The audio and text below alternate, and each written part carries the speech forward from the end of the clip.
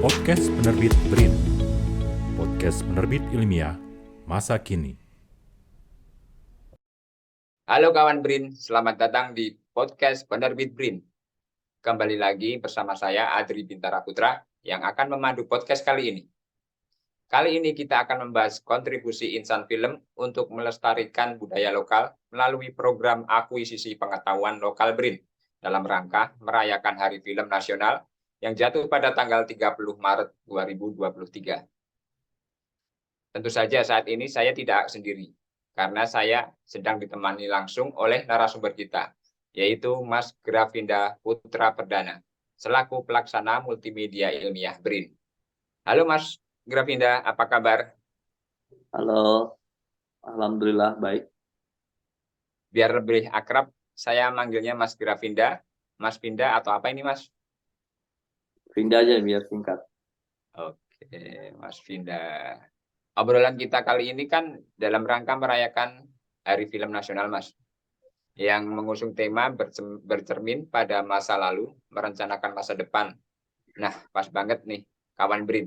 Salah satu program unggulan dari BRIN dan penerbit BRIN yaitu program akuisisi pengetahuan lokal yang sudah diselenggarakan sejak tahun 2020. Program ini merupakan kegiatan untuk mendapatkan dan menerbitkan berbagai konten pengetahuan lokal agar dapat diakses dan dimanfaatkan sebagai sumber literasi yang terbuka untuk masyarakat Indonesia. Adapun jenis karya yang diterbitkan dalam program ini adalah karya buku dan audiovisual. Ada salah satu kanal yang memutar film-film dokumenter syarat akan ilmu pengetahuan.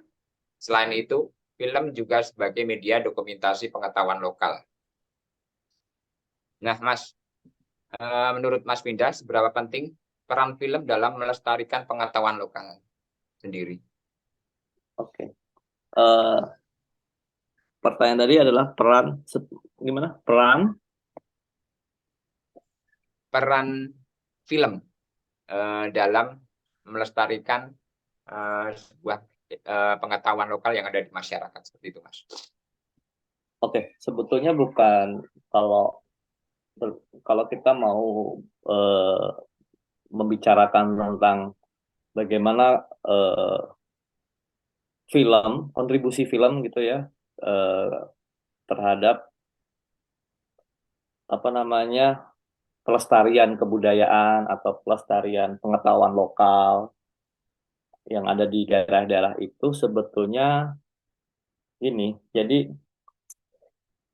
itu harus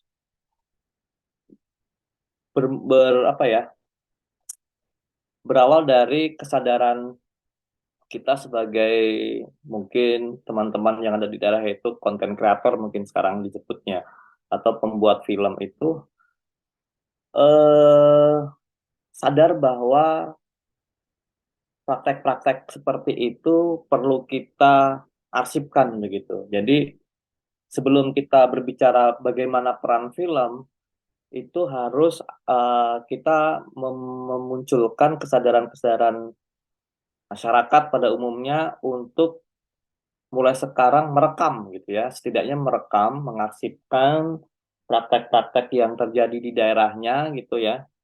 Siapa tahu gitu ya, kita selalu berpikiran siapa tahu bahwa nanti mungkin 10 atau 20 tahun lagi praktek-praktek seperti itu nanti tidak akan kita temui lagi gitu. Jadi ketika praktek itu hilang, setidaknya kita masih memiliki dokumennya. Kalau kita berbicara tentang audiovisual, tentu kita memiliki rekamannya atau footage-nya. Nah, dari rekaman-rekaman itu sebetulnya akan berguna untuk kegunaannya bisa jadi itu menjadi bahan instrumen penelitian gitu ya. Kalau kita berbicara eh, penelitian, jadi menjadi instrumen. Kalau kita berbicara tentang film, bisa jadi eh, rekaman dari peristiwa-peristiwa itu bisa menjadi bahan dokumenter. Artinya memang disajikan dalam bentuk dokumenter. Tapi kalaupun tidak di tidak dikemas menjadi sebuah film, rekaman-rekaman itu tetap mempunyai nilai. Artinya bisa jadi kita besok ketika kita mempunyai cucu begitu ya atau anak, kita kalau peristiwa itu sudah hilang gitu, kita bisa menunjukkan. Katakanlah seperti inilah. eh ada film tentang berbicara tentang becak gitu ya. Nah, di dalam film itu mengatakan bahwa becak ini adalah kendaraan yang historik gitu ya. Kendaraan yang mungkin keberadaannya akan hilang gitu dalam jangka waktu 10 atau 20 tahun lagi. Hilangnya becak ini karena mungkin eh apa ya, keberadaan becak mengganggu lalu lintas gitu. Di Jakarta kan sudah nggak ada becak sekarang. Nah, itu bisa menjadi becak itu bisa menjadi kendaraan historik. Nah, orang-orang yang ada di Jakarta, anak-anak muda sekarang, mungkin ya, kalau ditanya becak di Jakarta, memang pernah ada ya becak. Becak pernah ada di Jakarta. Cuma, saya kurang tahu tepatnya tahun berapa becak itu dihilangkan karena, maksudnya diberhentikan beroperasi karena mengganggu lalu lintas. Gitu. Jadi, becak di Jakarta nggak ada. Tapi kalau kita ke Jawa Tengah, ke Jogja, ke Solo, becak masih menjadi moda transportasi yang umum digunakan.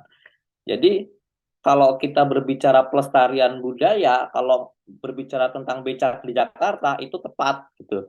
Karena belum tentu anak-anak Jakarta tahu bahwa pernah di Jakarta itu ada becak, karena memang sudah nggak ada. Nah, ketika kita mempunyai rekamannya, artinya rekaman keberadaan becak yang masih waktu beroperasi di Jakarta, itu menjadi suatu bentuk upaya pelaku film gitu ya atau insan film melestarikan karena ada arsipnya. Oh ini loh pernah ada seperti itu. Nah mungkin kalau mungkin seperti itu gambarannya. Nah sekarang kalau kita berbicara becak yang ada di Jogja di Solo kan belum belum belum ada belum mengarah ke kendaraan historik gitu ya, kendaraan yang akan dimuseumkan karena keberadaannya masih banyak, profesi tukang becak juga masih banyak. Tapi kita harus berpikir juga, jangan sampai ini nanti di Solo dan di Jawa Tengah bisa umumnya bisa jadi ini nggak ada loh gitu. Jadi mungkin dari sekarang teman-teman yang ada di Solo, di Jogja, ya mungkin bisa mengambil dokumentasinya agar suatu saat ketika kendaraan ini sudah tidak ada digantikan misalnya sekarang aja becak di Jogja itu kalau kita lihat sudah ada mesinnya gitu, sudah tidak dikayuh lagi. Nah, mereka sudah sudah mengkonversi tenaga manusia menjadi tenaga mesin dan sudah jarang lah ditemui becak yang di kayu itu juga jarang. Nah, mumpung masih ada, mungkin itulah wujud pelestarian dari kontribusi kita sebagai insan film mendokumentasikan untung-untung atau syukur-syukur bisa membuat sebuah kemasan gitu dalam bentuk film dokumenter atau apapun gitu.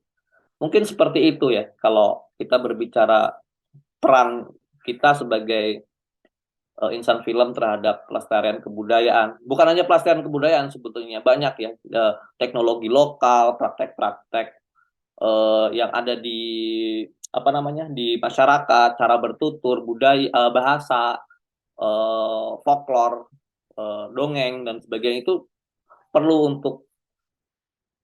untuk diarsipkan begitu. Bukan hanya kita menikmati pertunjukannya, tapi ada kesadaran mengarah untuk merekam begitu. Kira-kira seperti itu. Oke Mas, mungkin ya dengan yang Mas Frida katakan tadi bahwa kita harus mempunyai kesadaran untuk mendokumentasikan muatan lokal atau pengetahuan lokal yang ada di daerah kita.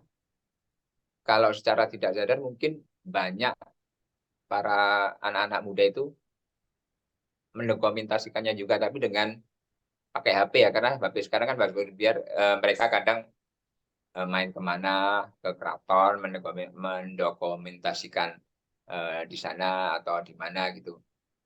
Nah, kalau di dunia film kan pasti dokumentasi yang baik itu dengan syarat-syarat tertentu ya Mas. Nah mungkin bagaimana cara mengedukasi anak-anak muda tersebut agar dia mempunyai kesadaran dokumentasi, tapi dengan juga mempunyai insting atau mempunyai apa ya, mempunyai kemampuan untuk dokumentasi yang baik, biar besok bisa dinikmati juga oleh anak-anaknya atau dinikmati oleh orang lain yang mungkin tidak hidup di zamannya gitu, seperti itu, Mas. Oke, jadi kayak eh, apa ya? Kayak tips and trick begitu atau gimana? Ya mungkin seperti itu Jadi agar sebetulnya gini anak loh. muda Jadi punya jadi jadi kita hidup di era yang sebetulnya dari segi audiovisual itu kita semakin ke sini semakin dimudahkan dengan teknologi. Jadi ini aja lah dari kurun waktu 20 tahun terakhir ya. Ketika saya belajar film dengan masih menggunakan kaset misalnya DX, VHS, mini DV, DV gitu ya, masih menggunakan materi pita gitu ya. Lalu untuk melihat materi pita itu juga harus kita istilahnya decoder gitu. Kita mentransfer ke komputer gitu dan itu real time ketika kita kita merekam 2 jam atau 3 jam itu juga real time kita memasukkan ke harddisk itu selama itu gitu.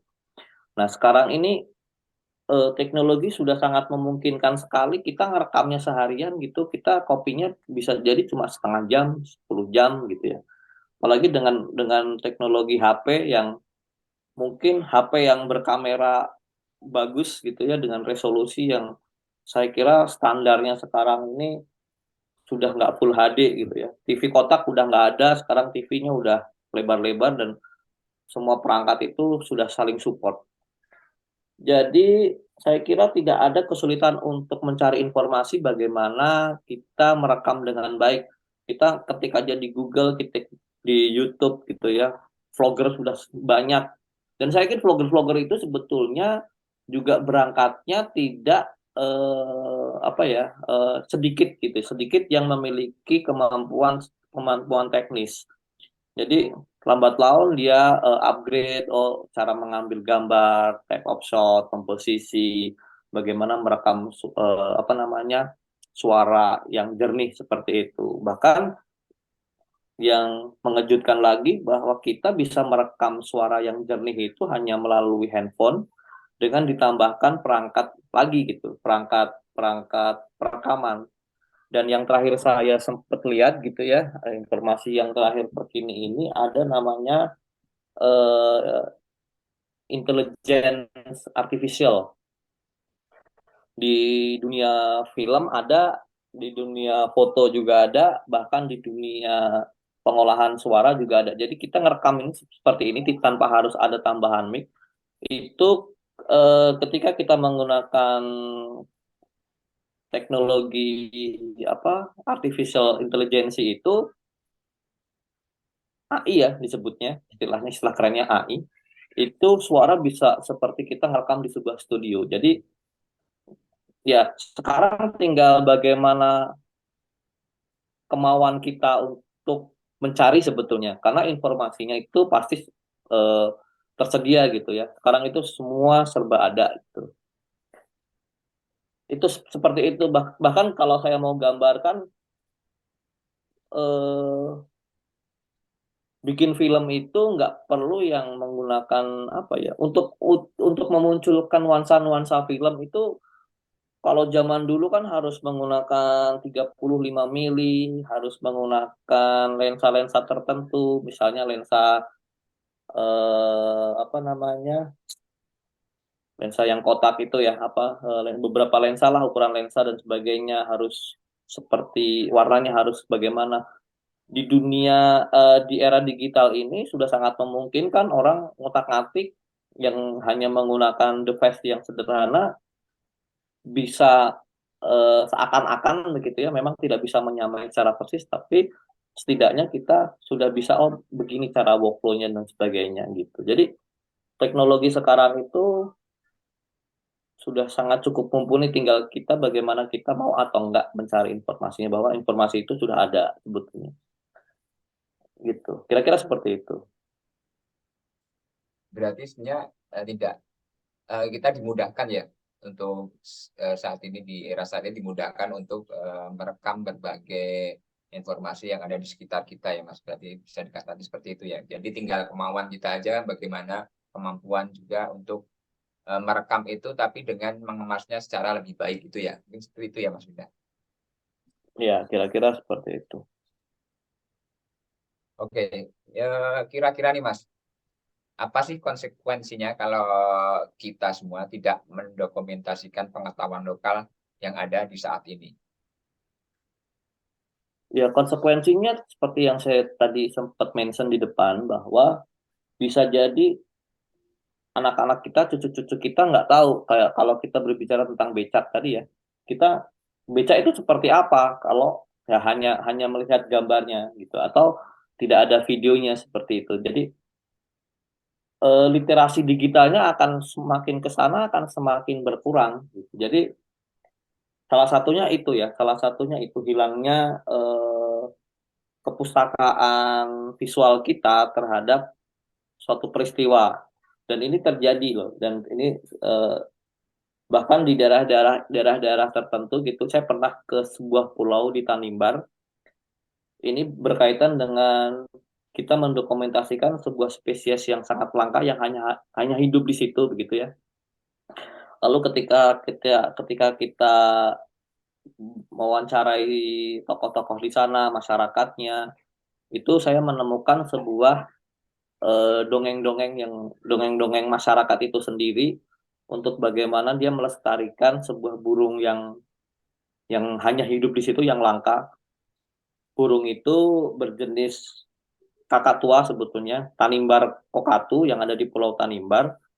Dan nggak ada itu di luar pulau itu tuh nggak ada, dan hanya ada di situ. Dan saya menemukan sebuah dongeng bahwa masyarakat di sana itu meyakini kalau burung itu dulunya adalah manusia.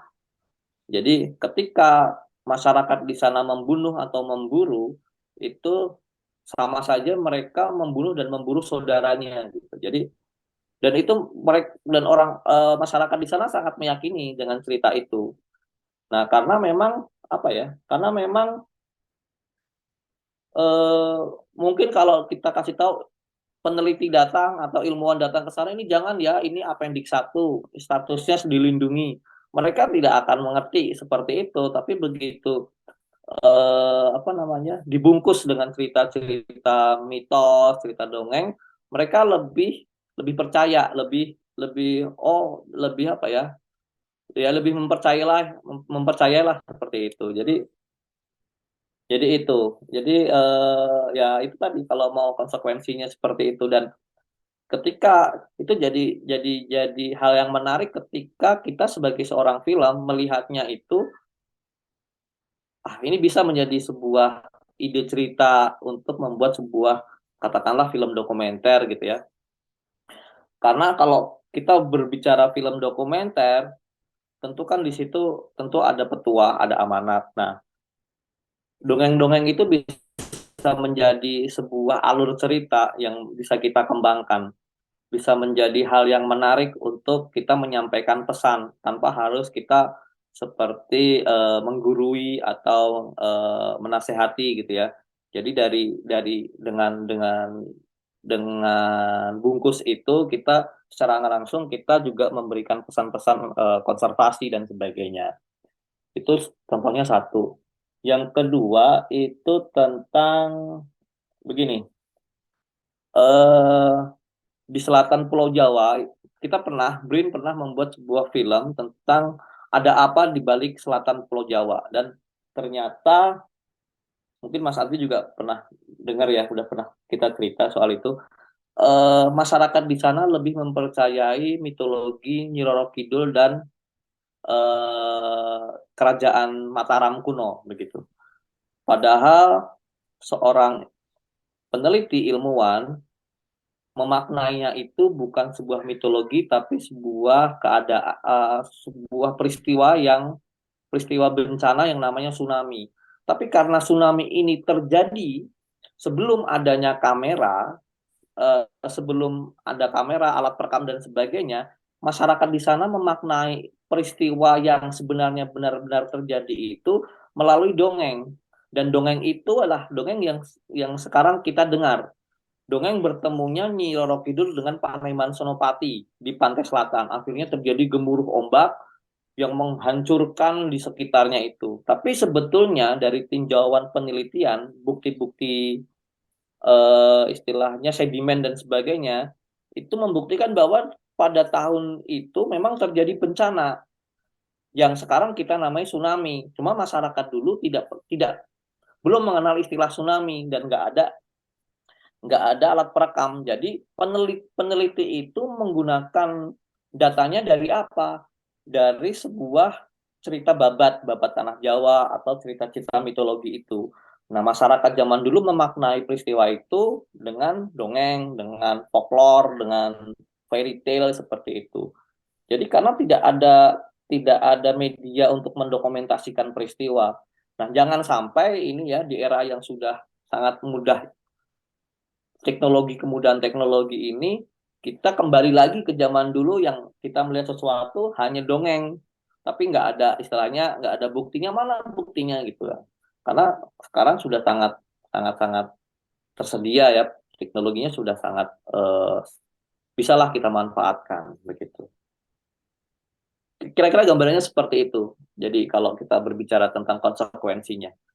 Jadi kalau untuk penelitian sekarang kan jadi kesusahan karena nggak ada datanya. Jadi harus wawancara ke orang-orang yang pernah mengalami. Ya kalau orang-orangnya masih hidup gitu ya. Kalau udah nggak ada kan gitu kan pasti ceritanya menjadi distorsi kan. Semakin kesini semakin berkurang atau malah ada ditambah-tambahin cerita yang lain gitu. Kalau kita menggunakan media rekaman berarti itu adalah kita anggap itu kalau kita merekam sebuah kejadian itu adalah suatu bentuk representasi dari sebuah kenyataan gitu lah. Gitu Mas Andri kira-kira. Oke, Mas Pindah, terima kasih. Terkait mendokumentasikan itu, kan di dunia perfilman ya, biar kawan beritahu juga bahwa ada yang namanya dokumentasi dan dokumenter ya, Mas, untuk sebuah kemasan tayangan seperti itu ya, Mas.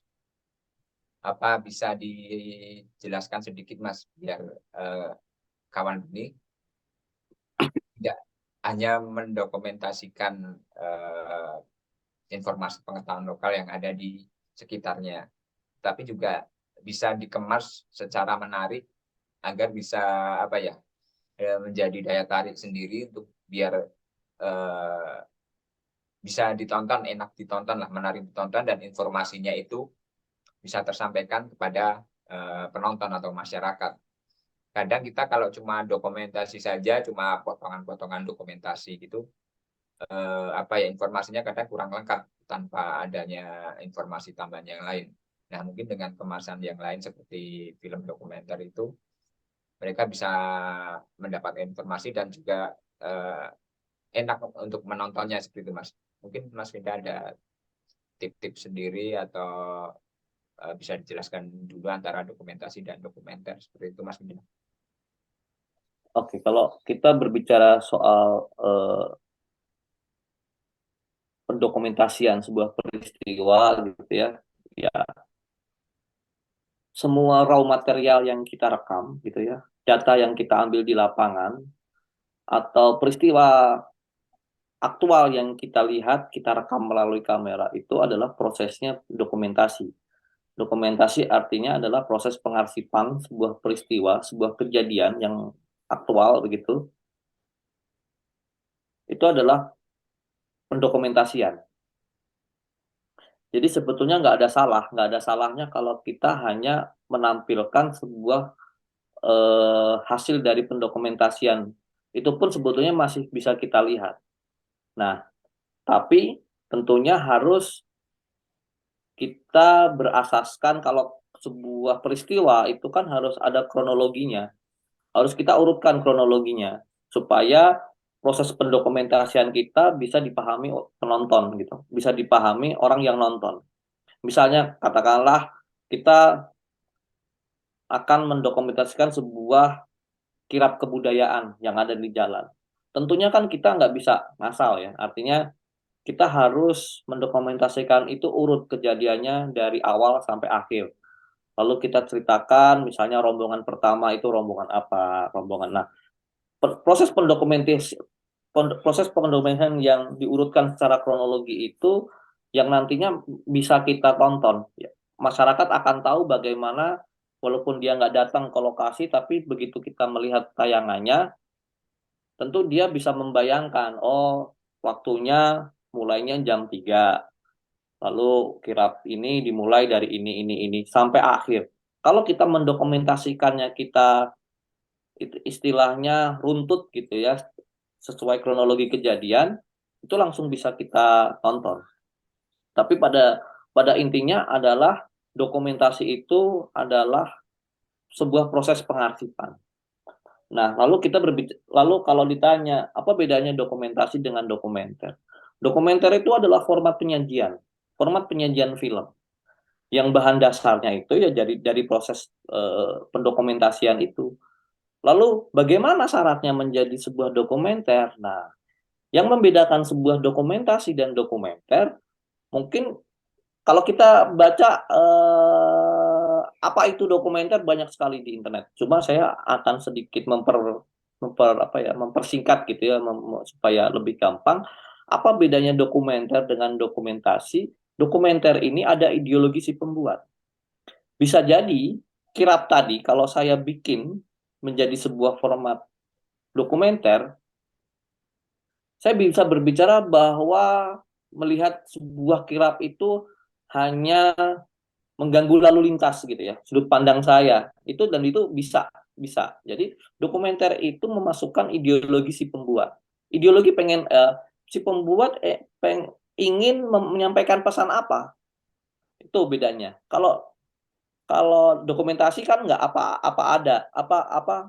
adanya begitu ya. Kalau dokumenter itu di situ ada pesan si pembuat, di situ ada cerita yang dibangun, di situ ada masalah yang ingin ditampilkan.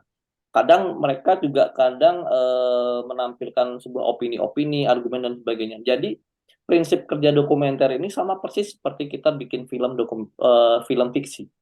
Jadi ada pesan yang ingin disampaikan, pesannya apa? Jadi belum tentu si kirap ini saya ingin berbicara tentang keberhasilan kirapnya aja.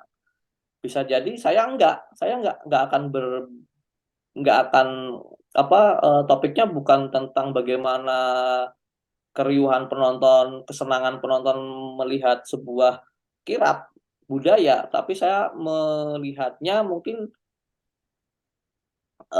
berbalik gitu ya, bahwa adanya kirap ini jadi beberapa ruas jalan jadi macet dan sebagainya, aktivitas warga terganggu. Bisa jadi sudut pandang saya memaknai sebuah kirap itu dalam film itu seperti itu. Nah, itu makanya mungkin di dalam sebuah diskusi film dokumenter itu tidak bisa menjadi representasi dari sebuah kejadian. Karena di situ sudah dimasukkan ideologi atau pesan-pesan si pembuat. Gitu. Istilahnya ini bukan raw material yang sesuai dengan kejadiannya, tapi sudah diolah, sudah dimasukkan. Dia cara menyusunnya aja kadang-kadang tidak dirubah apa-apanya, dengan disusunnya kebalik itu bisa menjadi suatu pemahaman yang sangat berbeda gitu. Jadi bedanya dokumentasi itu tidak ada alur ceritanya. Dokumenter sudah ada alur cerita dan ideologi si pembuatnya. Gitu. Kira-kira seperti itu. Tapi pertanyaannya begini. Nah, apakah setiap kita melihat sebuah peristiwa, apakah semuanya harus menjadi bentuk kemasan dokumenter? Enggak. Karena tadi yang saya bilang, kalau kita mendokumentasikan peristiwa itu dengan kaidah-kaidah videografi yang baik, dengan urutan kronologi yang runtut, begitu ya, informasinya jelas, mungkin perlu ditambahkan dengan tulisan misalnya, itu akan mempermudah penonton untuk melihat gitu. Jadi bisa jadi bentuk dokumentasi itu nggak ada salah, nggak itu hanya hal yang raw material, enggak. Kalau kita seperti itu kan kita bisa melihat. Misalnya kayak sebuah dokumentasi teater, kalau kita lihat kan bisa kita ngikutin gitu, nggak harus dengan dokumenter atau tari apa begitu kan kita melihat, atau malah nggak bisa kalau menjadikan dokumenter kan malah jadi aneh, malah kita tidak bisa menikmati pertunjukan secara utuh gitu ya. Gitu kira-kira. Kira-kira seperti itu, Mas Oke, Mas Adri. Indah. Kalau saya boleh nambahin ya, saya boleh nambahin. Jadi kalau kita mau menghubungkan ke program akuisisi pengetahuan lokal gitu ya, di situ teman-teman bisa lihat sekarang ada 4 kategori kalau nggak salah ya, atau 4 kategori ya. Satu film dokumenter, 2 film fiksi, 3 itu animasi. Dulu awalnya seperti itu, cuma 3. Tapi setelah melihat bahwa ternyata banyak karya-karya yang masuk itu tidak berformat dokumenter. Jadi yang saya sebutkan tadi, dia hanya merekam sebuah peristiwa, lalu dia urutkan secara kronologinya. Nah, itu menjadikan kita membuka satu kategori lagi yang namanya dokumentasi inovatif kreatif. Artinya, kenapa kita menambahkan 2 kata di belakang inovatif kreatif itu maksudnya begini, boleh teman-teman di daerah itu merekam sebuah peristiwa, entah itu teknologi lokal, pelestarian budaya dan sebagainya, aktivitas seperti itu, praktek-praktek, dalam bentuk utuh begitu ya, mendokumentasikannya, cara membuat tempe misalnya. Itu boleh dikirimkan ke kami, ke program akuisisi pengetahuan lokal dalam bentuk dokumentasi, nggak harus dalam bentuk dokumenter, nggak harus ada ceritanya, nggak harus dikemas seperti itu. Tapi tentunya harus ada inovasinya. Kenapa itu ada inovatif, kreatif, dan harus ada unsur-unsur kreatifnya. Misalnya unsur-unsur kreatif itu menambahkan narasi, voice over gitu ya, untuk menjelaskan gambar yang sedang dilihat penonton, atau menambahkan teks, atau membuat motion grafis yang simple begitu ya, untuk menjelaskan tempe ini bahan dasarnya apa, lalu proses berikutnya seperti apa, memberikan teks dari transisi ke transisi. Setelah ini misalnya kedelai di apa seperti apa. Itu kan bentuk dokumentasi. Jadi membantu penonton mencerna informasinya, nggak harus ada ceritanya, cukup informasinya. Karena mungkin beberapa orang hanya membutuhkan informasinya. Misalnya saya cara memasang gas LPG misalnya, itu kan nggak perlu diceritakan gitu ya, cukup video instruksional atau cara memasak sayur apa begitu kan boleh aja.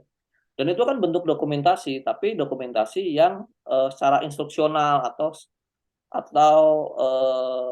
apa namanya, ya secara runtut lah gitu.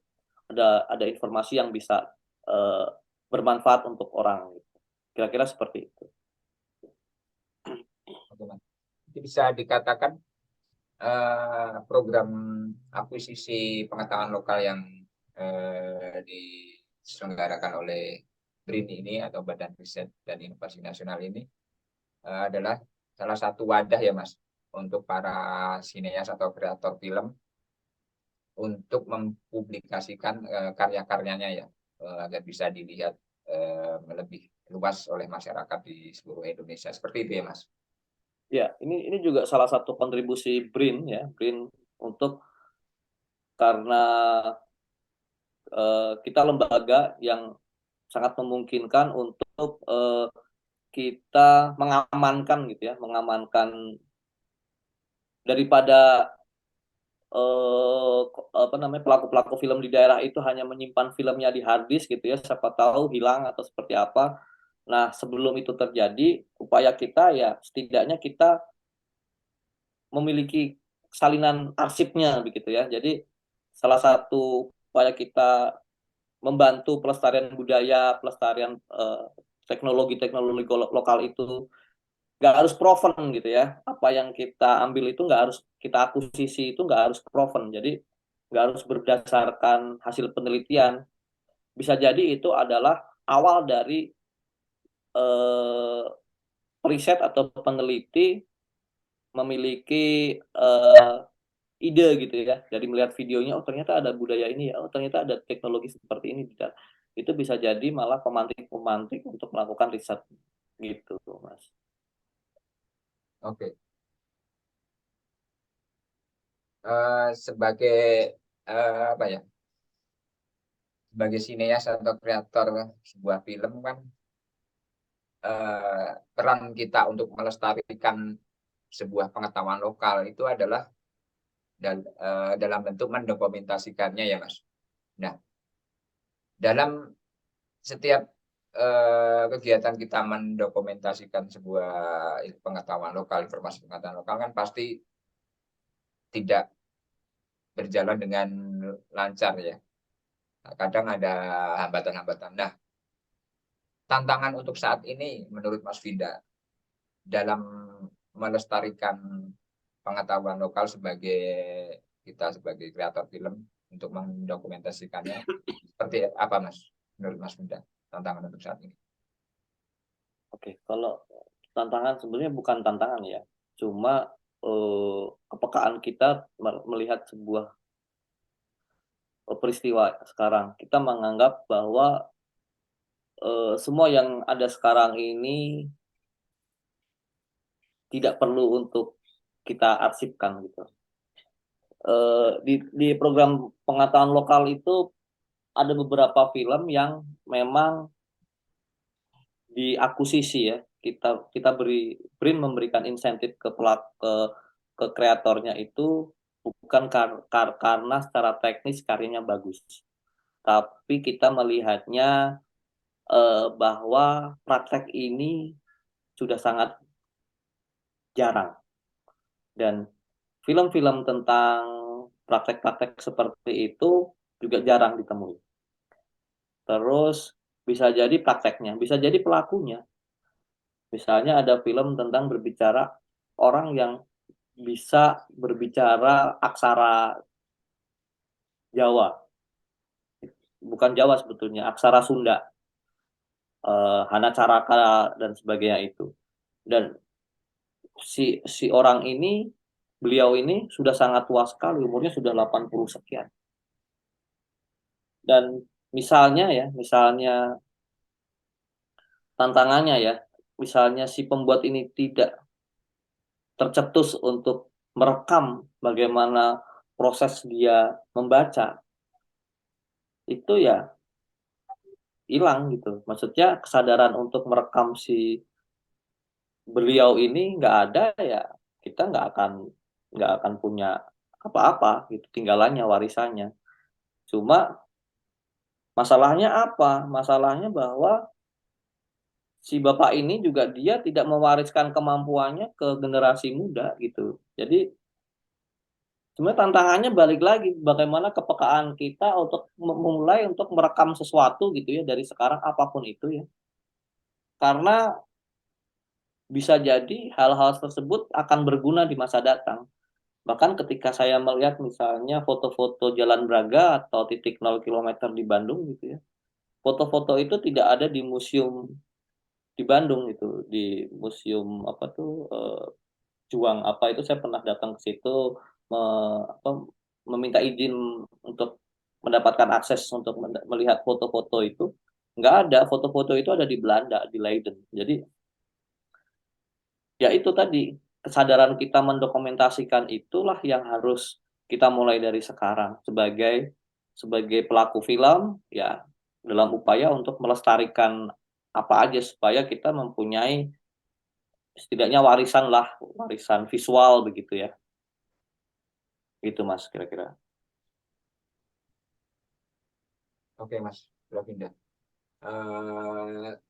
Berbicara tentang tema hari film yang pada tahun ini kan bertema bercermin pada masa lalu.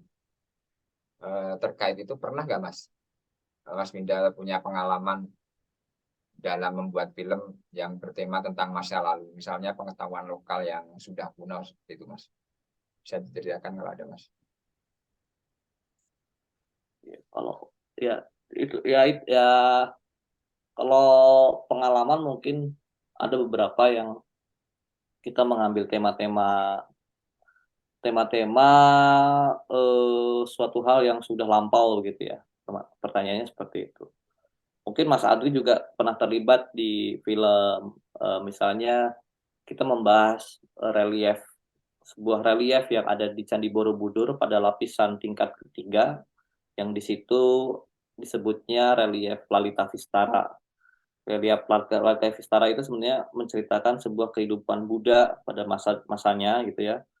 Di situ Buddha hidup dengan hewan, dengan tumbuhan. Nah, kita gini, jadi kajian itu, diskursus itu sebenarnya sudah ada. Cuma banyak masyarakat itu perlu untuk kita mengkomunikasikan sebetulnya seperti apa cerita dari Lalita Vistara itu. Jadi kalau kita kita pengen anak-anak kita tahu sejarahnya Borobudur, tentu tidak hanya kita mengasih tahu Borobudur ini dulu pernah jadi 7 keajaiban dunia gitu ya, yang terus Borobudur ini candi yang besar gitu. Tapi dari misalnya kita membuat film-film yang menceritakan hal yang apa namanya dengan tema-tema yang lebih edukatif gitu ya, dengan menceritakan isi di situ ada reliefnya seperti ini. Dengan membuat audiovisual itu kan anak-anak akan semakin lebih tertarik untuk mempelajari. Jadi ya tadi, jadi beberapa film itu perlu dibungkus dengan cerita-cerita yang membuat orang tertarik gitu ya. Dan itu menurut saya itu adalah suatu treatment yang berhasil ya. Ketika kita ingin mengkomunikasikan sesuatu hal yang topik-topiknya itu bisa dikatakan berat. Itu kan hasil penelitian ya. Jadi pemaknaan si peneliti itu tentu melihatnya variabelnya bermacam-macam. Sedangkan kalau kita sebagai pembuat film, kita hanya melihatnya orang bisa mencerna apa yang kita bikin nggak? Itu aja sebetulnya. Lalu film itu harus mempunyai fungsi hiburan. Bagaimanapun juga ketika topiknya itu hal yang misalnya tentang sebuah hal yang serius begitu ya, itu harus ada unsur hiburannya.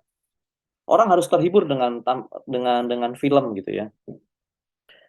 Itulah yang selalu yang mungkin itu treatment yang cukup berhasil. Beberapa film BRIN misalnya, karena kita bertugas untuk mendiseminasikan hasil-hasil penelitian, tentunya kita nggak boleh sama dengan apa yang ditulis di jurnal. Kita harus mengkonversi itu menjadi sebuah tontonan yang orang nggak perlu dengan effort gitu ya, dengan harus duduk dengan uh, tegang gitu melihat, menyimak gitu ya.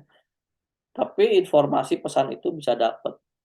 Kira-kira seperti itu. Jadi kalau kita berbicara tentang film, tentang masa lalu, masa sekarang ya memang harus ada konversi itu, kita harus membungkusnya dengan beberapa cara lah. Salah satunya yang sering kita lakukan adalah membungkus dengan mitos, membungkus dengan dongeng kayak gitu.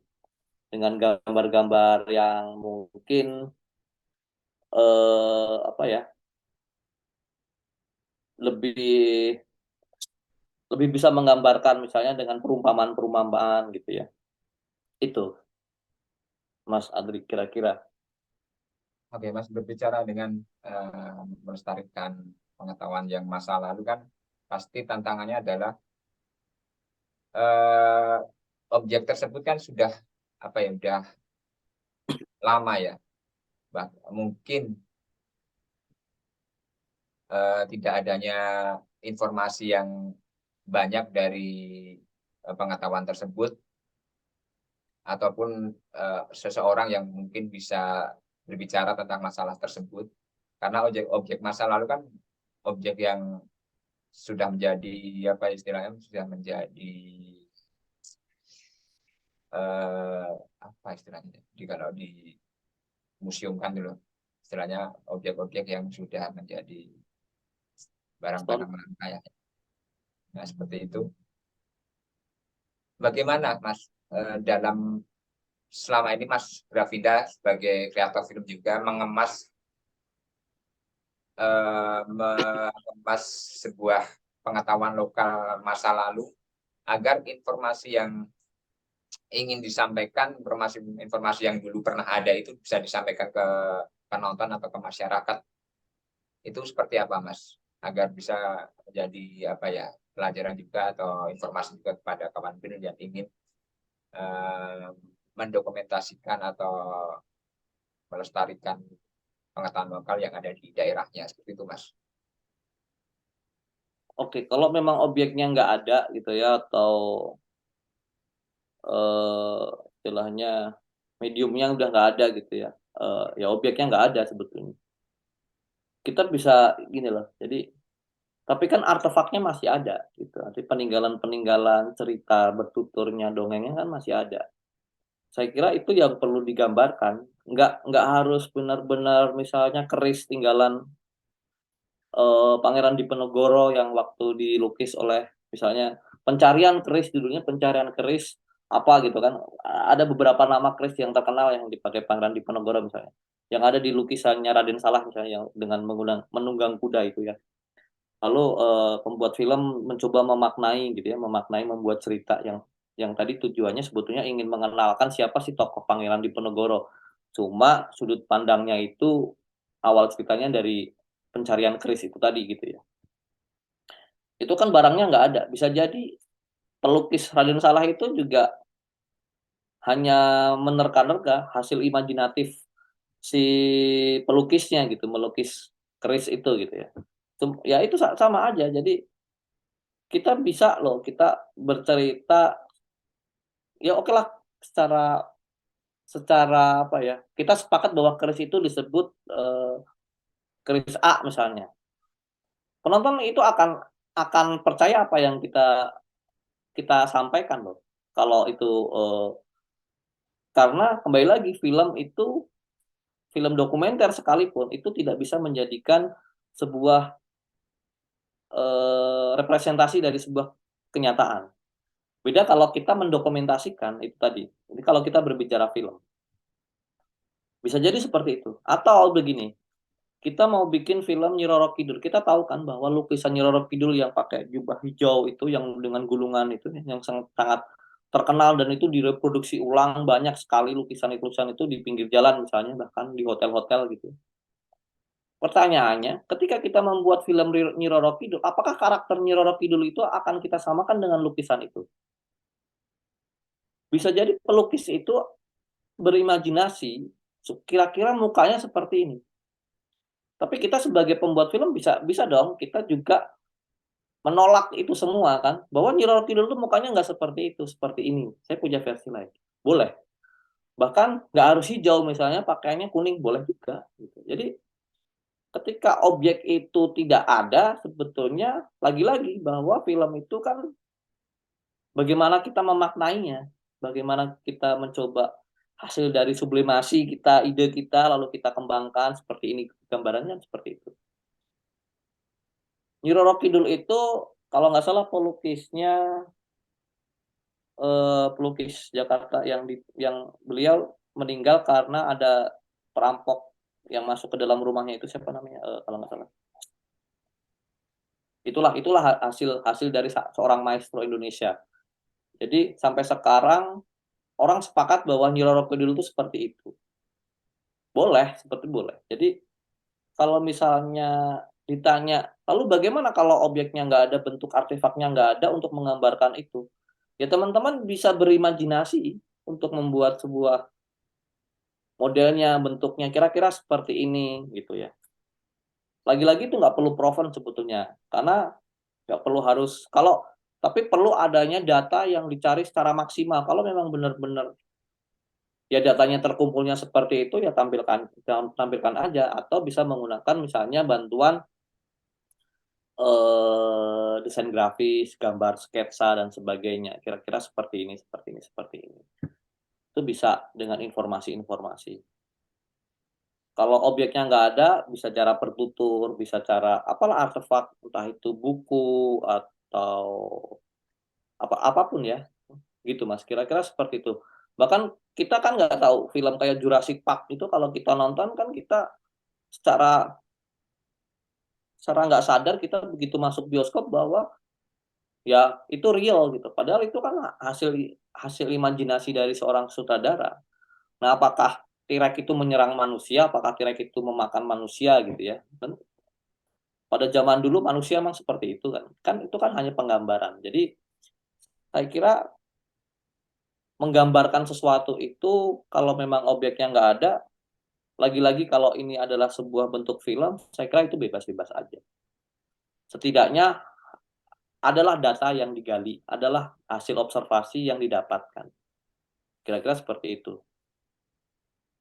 Bisa juga mungkin dengan bantuan narasumber gitu ya Mas, pakar-pakar ya Mas, Iya. informasi yang digali gitu ya. Bahkan dongeng tadi loh, bahkan dongeng itu bisa menjadi bungkus sebuah cerita film yang tadi saya bilang bahwa kita pernah membuat sebuah film apa sih? Java Southern Sea. Apa judulnya Mas? Lupa saya. Eh, judulnya apa? Yang pantai selatan itu.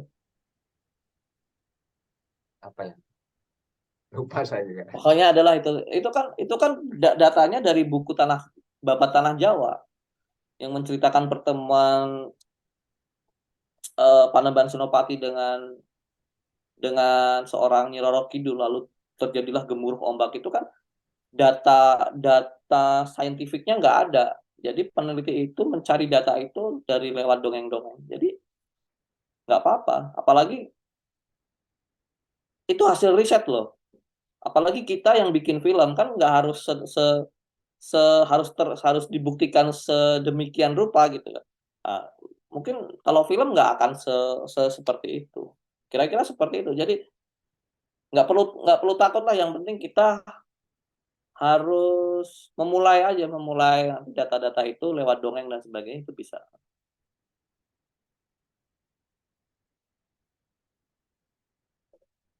Gitu, Mas. Oh ya, filmnya yang The Untold Story itu ya. Oh ya, The Untold Story. Oh, berarti apa namanya di dokumenter bisa boleh dilakukan imajinasi kreatornya ya Mas. Apakah ada batasan-batasan tertentu Mas untuk apa ya imajinasi itu ide imajinasi itu dituangkan dalam karya seorang kreator film seperti itu Mas. Ya kalau fiksi boleh aja, bebas ya. Fiksi itu mau sudut pandangnya seperti apa itu bebas. Bahkan bolehlah kalau fiksi itu bebas-bebas aja sih. Kalau dokumenter, nah kalau dokumenter tuh begini loh. Bahan dasarnya itu adalah sebuah peristiwa yang aktual. Cuma di situ kita mau berbicara seperti apa? Apakah kita mau membuat penonton itu setuju dengan kita atau penonton. Jadi dari film itu kita bisa bisa mengarahkan penonton itu. Bisa jadi penonton untuk beberapa orang akan melihat dokumenter kita jadi marah, itu bisa. Bisa juga ketika kita membuat sebuah dokumenter yang kita buat, penonton bisa jadi setuju. Oh iya ini bener nih, setuju saya. Ada juga yang nggak setuju, bisa seperti itu. Jadi kalau kita berbicara imajinasi di film fiksi itu kita nggak usah. Memang fiksi ya imajinatif. Tapi kalau dokumenter tentu unsur-unsur imajinatif itu ada, tapi tentunya itu logis nggak? Nah, batasannya di situ. Apakah ini logik nggak? Suatu peristiwa yang imajinatif, tapi ini logik nggak? Gitu. Selalu seperti itu. Jadi batasannya logis itu tadi, bahwa di masyarakat, kalau kita di Indonesia, kebudayaan seperti ini logis nggak ada gitu. Kalau ada seperti apa peristiwanya? Tetap aja seperti itu. Jadi batasannya di logis itu tadi, tingkat kelogisan penontonnya gitu ya, atau si pembuatnya juga membatasi bahwa ya logis. Misalnya gini, saya pernah nonton judulnya film dokumenter Atas Nama Daun, itu sih kalau nggak salah di YouTube ada, teman-teman bisa cek lah itu. Kalau kita ngomongin tentang legalitas daun itu yang disebut daun ganja itu tadi, kalau di Indonesia undang-undangnya belum ini apa ya, belum ada bahwa melegalkan ganja itu untuk kesehatan sekalipun, tapi di negara-negara lain sudah ada. Nah, kalau kita berbicara temanya seperti itu, ya tingkat logisnya bahwa mau dia ngomongin bahwa daun ganja ini menyembuhkan penyakit Alzheimer atau Parkinson atau apa gitu ya di luar negeri. Ya, kalau masyarakat Indonesia menganggap ini adalah sebuah psikotropika gitu ya, narkoba, ya itu tidak akan bisa diterima.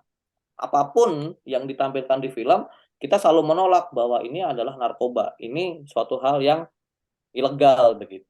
Kira-kira seperti itu gambarannya. Jadi bisa barang tentu di negara lain itu menjadi sebuah kesepakatan, di kita putar di kita itu belum menjadi sebuah kesepakatan, bisa jadi seperti itu. Jadi batasannya logis tadi gitu, Mas. Berarti tetap ada batas-batasannya ya Mas. Ada misalnya nggak boleh imajinasi yang terlalu fiktif gitu ya. Jadi tetap ada basic data yang aktual ya untuk mengimajinasikan di film dokumenter seperti yang contohnya Mas Pinda tadi, imajinasinya dengan penggambaran animasi tentang Nyi Roro Kidul gitu.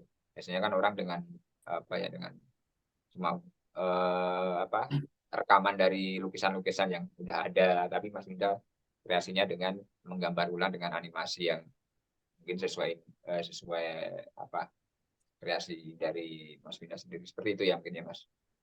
Iya. Nah, terkait tema yang untuk Hari Film Nasional kan ada dua ya Mas. Yang tadi kan kita sudah berbicara tentang bercermin pada masa lalu. Nah, untuk tema yang merencanakan masa depan, kira-kira punya bayangan apa Mas Pinda untuk film pengetahuan lokal di masa mendatang dengan apa ya, dengan sudah berkembangnya era dunia digital yang saat ini sudah begitu pesat seperti itu Mas. Ya, harapannya dengan adanya program pengetahuan lokal ini ke depannya kita udah mulai mungkin 3 tahun terakhir ini ya dengan beberapa film yang sudah kita misalnya akuisisi gitu ya, sudah kita amankan di apa namanya domain kita gitu di BRIN, itu harapannya bisa jadi ini adalah sebuah perpustakaan audiovisual gitu yang lengkap gitu ya, karena itu berasal dari eh, konten kreator yang ada di daerah mengirimkan itu, karena kita tidak mungkin BRIN gitu ya datang ke lokasi untuk mendokumentasikannya satu-satu. Jadi kontribusi teman-teman yang ada di daerah ini dengan mengirimkan film-filmnya yang ada di daerah ini akan salah satu apa ya tahap awal gitu ya bentuk nyata BRIN untuk eh, mencoba salah satunya mengapresiasi karya, kedua adalah menyelamatkan ya aset-aset ini yang mungkin ini sangat berharga ya, mungkin mungkin kita akan me, menikmati hasilnya gitu ya, kita akan tahu manfaat apa karya-karya audiovisual ini mungkin nanti ke depan gitu ya 20-30 tahun lagi kita membuka, oh ada seperti ini, ada seperti ini, ada sebuah peristiwa, ada film yang seperti ini gitu. Jadi ini menurut saya perlu terus berjalan karena kita antusiasme masyarakat ini kita lihat semakin ke sini semakin meningkat untuk mengikuti. Jadi ada beberapa karya itu memang mereka khusus gitu membuat gitu. Bukan hanya stok lama tapi membuat, mencoba menggali potensi-potensi daerahnya, warisan-warisannya apa dan apalah keterkaitan dengan pengetahuan lokal yang di daerahnya, lalu dia bikin lalu dia kirim ke kami. Itu sebuah upaya yang nyata gitu untuk mereka melestarikan, kita juga membantu gitu ya, membantu mengarsipkan supaya eh, data-data tersebut nantinya akan berguna di masa datang. Kira-kira seperti itu sih sebetulnya, ya saling bersambung gitu ya. Oke, Mas Dinda. Berbicara kita dari awal tadi kan bagaimana ya kita peran seorang kreator film di dunia perfilman untuk melestarikan pengetahuan lokal. Bagaimana kita berbicara bagaimana konsekuensinya bila kita mempunyai kemampuan untuk melestarikan sebuah pengetahuan lokal dengan mendokumentasikannya, tapi tidak dilakukan, bagaimana konsekuensinya untuk generasi kita selanjutnya. Dan dengan adanya program di BRIN ini mungkin menjadi salah satu wadah yang bisa dikatakan tepat ya Mas, untuk para sinias itu, bagaimana apa karya mereka bisa istilahnya bisa bermanfaat, bisa nggak cuma menjadi dokumentasi pribadi ya istilahnya, tapi bisa disebarluaskan ke masyarakat untuk memberikan informasi dari berbagai penjuru Indonesia tentang informasi-informasi pengetahuan lokal yang ada di daerah mereka. Bisa dikatakan seperti itu ya Mas, tentang program akuisisi yang ada di BRIN ini ya Mas. Ya, Oke Mas Winda, terima kasih. Saya sedikit ingin kembali dari awal kita acara tadi, podcast ini, bahwa kita berbicara tentang melestarikan ya peran sineas atau kreator film dalam melestarikan pengetahuan lokal mungkin di daerahnya sendiri-sendiri. Di seluruh Indonesia kan banyak sekali pengetahuan lokal yang mungkin belum diinformasikan ke seluruh rakyat Indonesia, ke masyarakat Indonesia. Mungkin dengan adanya adanya kesadaran para kreator film, itu bisa menjadi sebuah salah satu upaya untuk melestarikan sebuah pengetahuan lokal agar bisa dinikmati atau bisa diketahui oleh generasi mendatang. Dan konsekuensinya juga kita berbicara tentang konsekuensi kalau kita tidak melakukan pendokumentasian atau melestarikan pengetahuan lokal yang ada saat ini. Mungkin generasi penerus kita tidak akan bisa mengetahui atau menikmati pengetahuan lokal yang ada di zaman dulu gitu, atau mungkin bisa dikatakan sudah punah, tidak bisa dilihat lagi. Jadi itu sebuah kerugian juga untuk generasi mendatang. Dan bahwa di BRIN ini juga ada program akuisisi pengetahuan lokal, itu bisa menjadi suatu wadah yang cukup tepat untuk bagaimana kreator film bisa